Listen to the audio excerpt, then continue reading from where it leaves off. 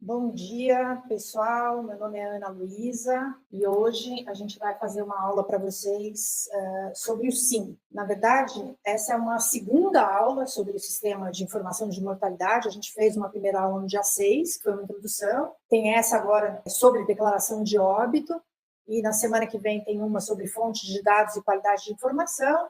E a última aula sobre o SIM, no dia 27, mostrando dados do SIM, exemplos e falando um pouco sobre desafios futuros. Então, essa aula de hoje é uma aula sobre o preenchimento da declaração de óbito, que é a parte mais vital aí para vocês que vão fazer estudos sobre de RWE usando os dados de mortalidade. O objetivo dessa aula, então, é apresentar como é feito o preenchimento da declaração. E o foco dessa aula vai ser sobre um dos blocos da declaração, que é o bloco que traz informação sobre causalidade. Tá? Então, essa é a agenda. Quem preenche a DO, definições, um pouco da lógica do preenchimento, os princípios da seleção de causa básica, vários exemplos e falar um pouquinho sobre o sistema automatizado de seleção de causa básica. Então, para começar, eu acho que é importante a gente dizer que a declaração de óbito é considerado um ato médico. Isso significa que é o médico que tem a responsabilidade ética e jurídica pelo preenchimento da declaração de óbito. Usualmente, uma enfermeira ou alguém administrativo, ele vai ajudar o médico a preencher grande parte dos blocos da declaração, mais o bloco de causalidade, quem deve preencher é o médico. Ele também é responsável por checar todas as informações da DO, mesmo que não tenha sido ele que tenha escrito elas no formulário, e é ele que assina. Tá? Outra coisa importantíssima, o médico não pode cobrar, em nenhum caso, pela emissão da DO. Ele pode, eventualmente, cobrar por uma consulta em que ele foi verificar o óbito, se ele não era o médico do paciente, ou se ele não estava no plantão, ele não era o médico da SVO, que é o Serviço de Verificação de Óbito, e nem do Instituto Médico Legal. Daí ele pode cobrar pela consulta.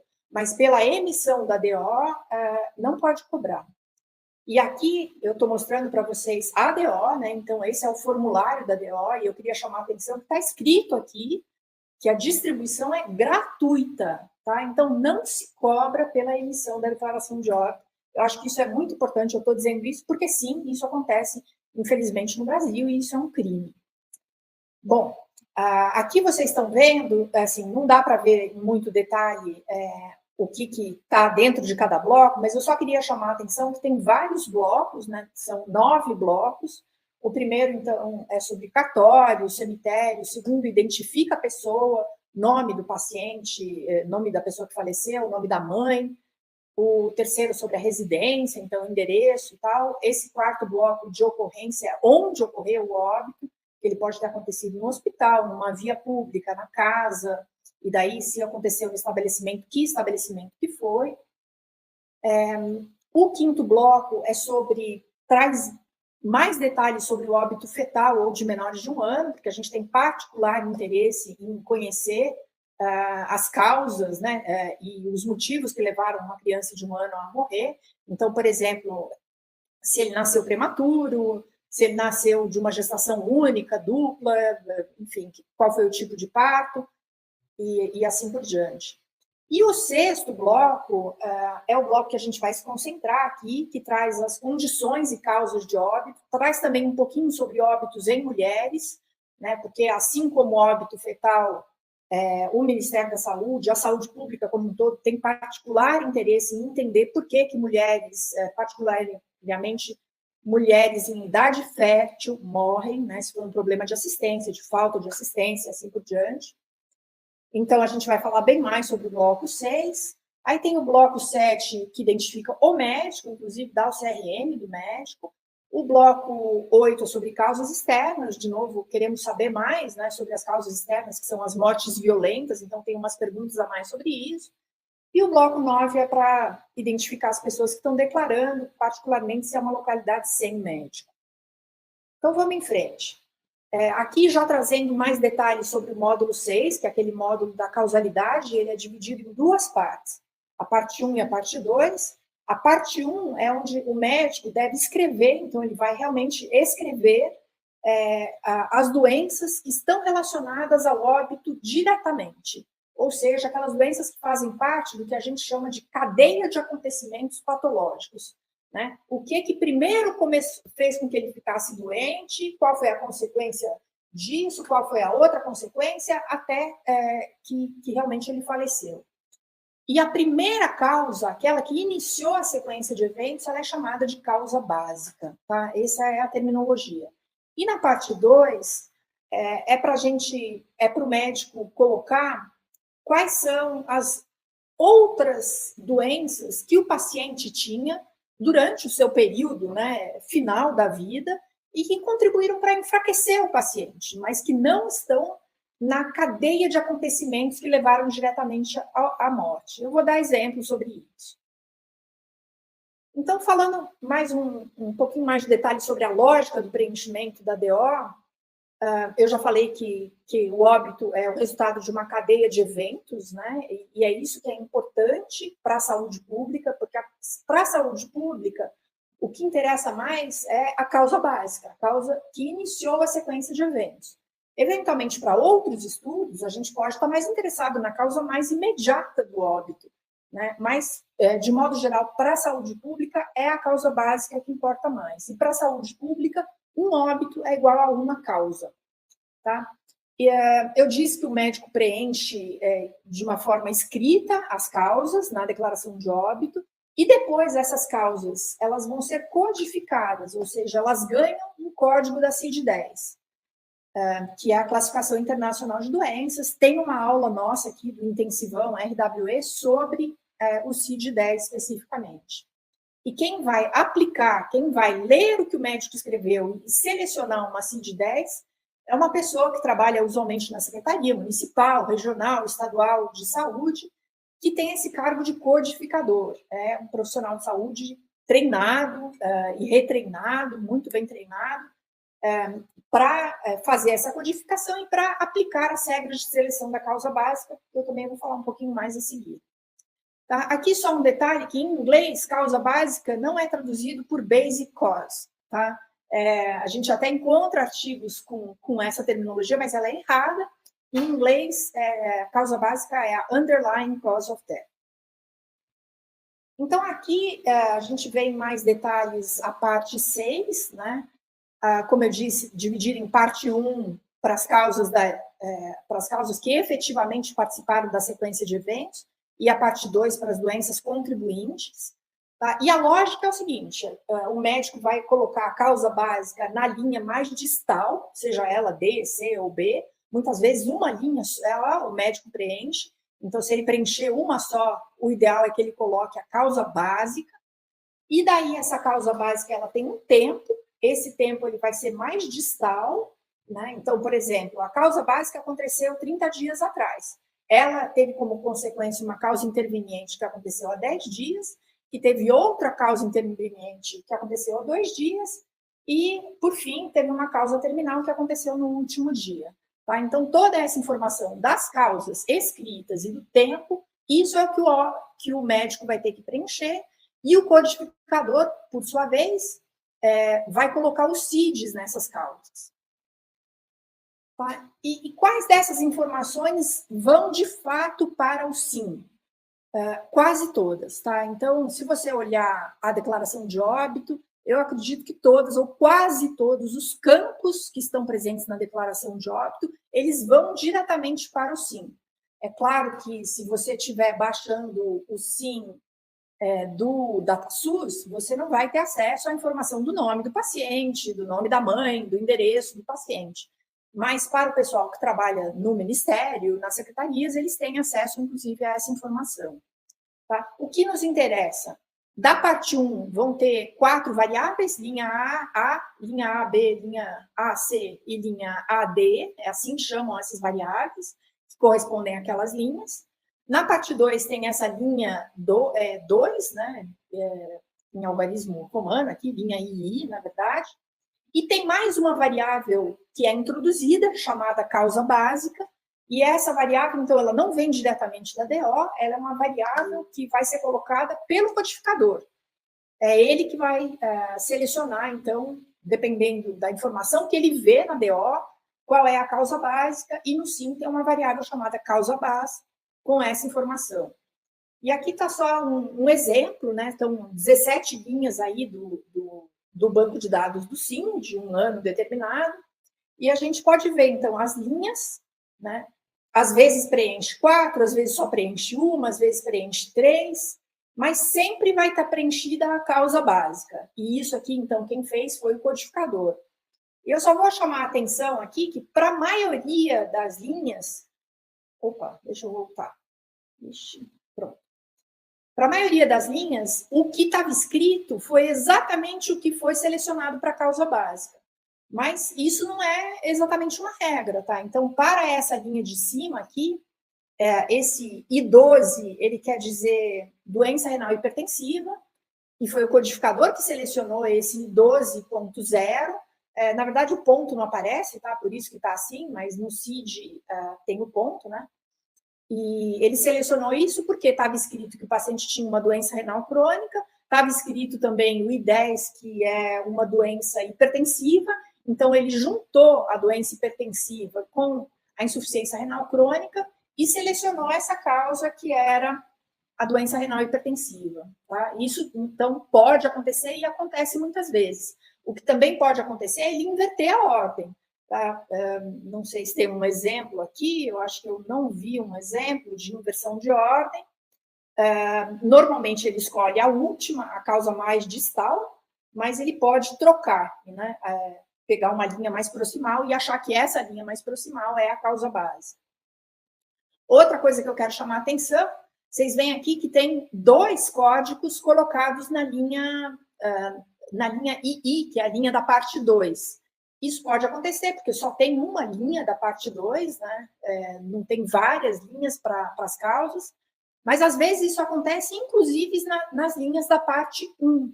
Então, se você estiver fazendo um estudo sobre múltiplas causas de óbito, que você está interessado na sequência de eventos, então você tem que meio que saber limpar os dados, porque algumas vezes você vai se deparar com isso, com 2 ou até mais códigos presentes em uma linha só. Na causa básica, isso nunca acontece. Tá? Ela sempre vai estar limpinha, não tem nem esse asterisco precedendo, e sempre vai conter somente uma causa. Um pouquinho sobre o princípio da seleção da causa básica. Eu já falei que, usualmente, o codificador ele vai preferir a informação, né, de causa que está na última linha, mas ele só vai preferir isso se ele estiver aplicando o princípio geral. Ou seja, quando ele achou que existe uma sequência lógica e que no último lugar da enumeração está a causa básica. Né? Então, em sendo assim, ele aplica o princípio geral e escolhe a última linha. Quando isso não acontecer, ele pode trocar, inverter, como eu disse, e ele vai inverter sempre que ele cair em algum dos outros princípios. Né? Então, tem vários princípios. Isso é um curso inteiro que o Ministério da Saúde dá, de meses, eu acho. E esses princípios, eles falam das regras de precedência. Por exemplo, HIV/AIDS é uma coisa que puxa muito a causa básica para si. Né? Então, se você tem um HIV/AIDS seguido de um câncer, que é um câncer consequente ao HIV/AIDS, quem vai estar na causa básica é o HIV/AIDS. Os cânceres, de modo geral, eles também puxam para si, né? Exceto esses cânceres do HIV, que é o HIV que vai estar precedendo. Enfim, tem uma série de princípios, tem aula sobre isso na internet, mas quem precisa saber desses princípios é realmente o codificador, tá? E ele vai aplicar e vai selecionar uma causa básica. Bom, pessoal, aqui são exemplos, a gente vai passar rapidinho, só para mostrar se teve uma sequência lógica ou não. Então, aqui, uma pneumonia, 3 dias, provocou uma insuficiência respiratória aguda, isso aconteceu há 1 dia, que provocou uma parada cardiorrespiratória. Foi um paciente que recebeu assistência médica e não foi feita a necrópsia. Está sem o CID, o codificador colocaria o CID, e aqui só para dizer que esse parada cardiorrespiratória, na verdade, ele não adicionou muita informação, poderia ficar sem. Tá? A maioria das pessoas acaba morrendo, a causa mais imediata é uma parada cardiorrespiratória. e a não ser que seja uma morte cerebral, né? Que daí não tenha a parada cardiorrespiratória. Então, isso não adiciona muito, mas também não está errado. Tá? Outro exemplo, um paciente que teve uma infecção urinária há 15 dias, uma septicemia 3 dias, insuficiência renal aguda 2 dias, e a gente ainda tem essa informação que era um paciente que tinha senilidade. Tá? Então, uma sequência lógica, sim, é uma declaração sem problemas. Né? Um outro paciente, diabetes, 15 anos, então vocês veem aqui que não tem limite para esse tempo, né? Teve uma insuficiência renal, já tem há 5 anos, consequente, teve uma hiperpotassemia, 2 dias, e uma arritmia cardíaca. Então, de novo, uma sequência bem preenchida. Vocês vejam que se a diabetes mellitus não tivesse preenchida, essa não seria uma sequência bem preenchida. Por quê? Porque existem múltiplas causas para insuficiência renal e a gente acabaria não sabendo. Então, insuficiência renal por si só é considerado um código Garbage, né? Eu falei um pouco mais sobre isso na minha aula de CID, mas é um código incompleto, que não ajuda muito a saúde pública, porque ele já é uma consequência, ele não é considerado uma causa básica por si só. Aqui só um exemplo de uma DO mal preenchida, obviamente não se deve utilizar sigla, tá? AVB deve ser atresia de vias biliares, mas assim, seria melhor ela estar escrito, né? Ipsis litteris, provocou uma cirrose que provocou uma insuficiência hepática. Então, deve ser uma atresia de vias biliares, é o mais provável, mas vocês vejam que o codificador já tem que, né? Ele está inferindo, né? E, de novo, aqui na parte 2 tem BCP, que deve ser broncopneumonia, tem IRA, que deve ser insuficiência renal, esse do meio eu não tenho ideia do que seja. Aqui um outro mal preenchido, câncer espinocelular há 1 ano, metástase pulmonar há 3 meses e insuficiência respiratória há 6 dias. Até aí tudo bem. Mas do que foi o câncer? Assim, de que órgão que foi o câncer? Da pele, do esôfago, da bexiga? Tá? Então, esse é um atestado de óbito, uma declaração de óbito que está incompleta e considerado garbage, né? E esse caso especificamente ele teria que ser investigado. Então, o Ministério da Saúde, por meio das secretarias municipal, estadual, voltaria pedindo informação para a unidade em que essa pessoa faleceu para conseguir completar isso. Vocês vejam como é difícil, né? A gente tem 1.200.000 óbitos, 1.300.000 óbitos no Brasil. Então, é impossível ficar indo atrás de toda a informação para melhorar a qualidade da informação. O ideal é que o médico se responsabilize, de fato, pelo melhor preenchimento da declaração de óbito. Isso não é só... isso é uma obrigação do médico, tá? Então, aqui, úlcera, gástrica, hemorragia digestiva e choque. Também uma sequência lógica. E, de novo, se não tivesse preenchido úlcera, só tivesse hemorragia digestiva, estaria incompleto, porque existem várias causas para hemorragia. Pode ser um câncer de estômago sangrando, pode ser um câncer de esôfago sangrando, pode ser umas varizes de esôfago sangrando. Então, estaria realmente incompleto se não tivesse essa última informação. E aqui, acho que esse é o meu último exemplo. De novo, tem uma sequência lógica, né? Então, angiopatia periférica diabética, claro que é provocada pelo diabetes, poderia até ter mais uma linha, né? Diabetes provocou angiopatia periférica, que provocou a necrose de membro inferior, e o que eu queria chamar a atenção é isso, que provocou a amputação de membro inferior. Então, algumas vezes, quando existe uma cirurgia no meio do caminho, e essa cirurgia ela é considerada parte da causalidade, ela entra, sim, na sequência do óbito, né? Porque muitas vezes, obviamente, a cirurgia foi feita na tentativa de retirar o problema, o membro inferior devia estar infectado e por isso ele foi amputado, mas a cirurgia é um evento tão traumático que certamente ela contribuiu para a sequência que levou ao óbito, né? Então, foi feita a amputação há 15 dias, mas, infelizmente, o paciente morreu de choque séptico, que estava presente há 2 dias. Tá? Para terminar, pessoal, eu falei bastante do codificador, mas esse codificador, ele tem que lidar com muitas regras, né? Múltiplas regras, algumas vezes as regras são atualizadas. Então, existem softwares que ajudam o trabalho do codificador, que sabem as regras, né? E, então, o codificador coloca ali o que apareceu, o que o médico colocou, o codificador já coloca os CIDs, né? Então, na linha 1 apareceu o CID tal, na linha 2 o CID tal, na linha 3 o CID tal, e ele utilizando um desses softwares, o software vai dar uma sugestão de causa básica. Ele pode seguir ou não essa sugestão, normalmente ele segue, mas é isso. De tempos em tempos tem atualizações, tal, e dependendo do software, isso vai trazer diferenças nas estatísticas de saúde, porque um software pode privilegiar um pouco a mais, enfim, um CID do que o outro e assim por diante. Tá? Então, é importante saber qual é o software que o Ministério da Saúde está utilizando. No Brasil, a gente, por muitos anos, usou o SCB, mas agora eu acho que está sendo feita uma transposição para esse software da Iris, que é considerado mais atual, mais de acordo com as regras atuais. E aqui, pessoal, a referência, para vocês entenderem melhor, eu acho que a melhor referência é essa do Ministério da Saúde mesmo, um manual de preenchimentos bastante detalhado, atual e disponível na internet. E é isso. Até a aula que vem. Até mais.